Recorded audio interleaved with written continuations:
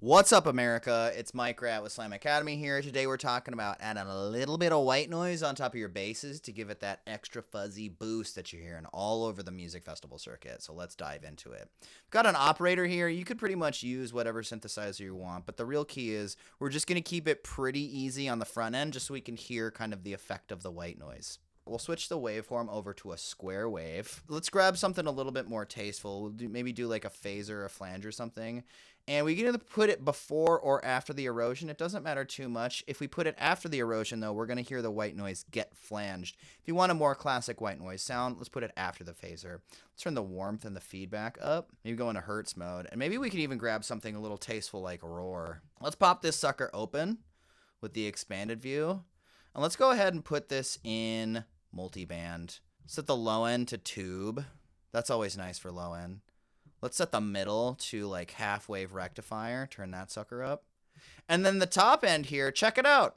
More white noise. This is up to you. You know, this is just going to be a little excessive, but now let's just hear where we're at right now. Oh my God. If you're worried about your sub being in mono, you could grab a utility here and then just slap the bass mono button on, maybe even pull this up to 140 depending on the scale of your track. The bass mono button is just going to make sure that everything coming out of that super sub region is coming straight out of the sub right down the middle. And now what we just need to do is throw in a tasty beat to hear this thing in action.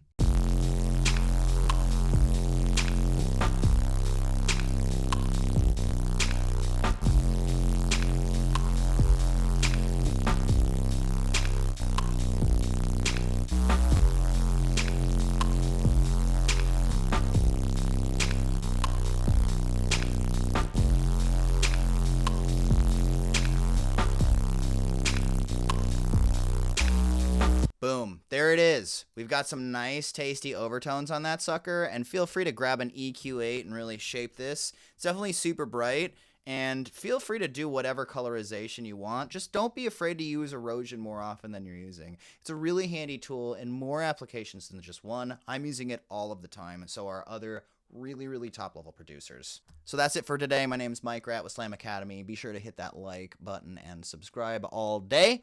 Drop a comment below if you're using white noise and how you're using it. And if you like this content, be sure to check out slamacademy.com, where we have vetted programs taught by industry professionals. Until next time, peace out.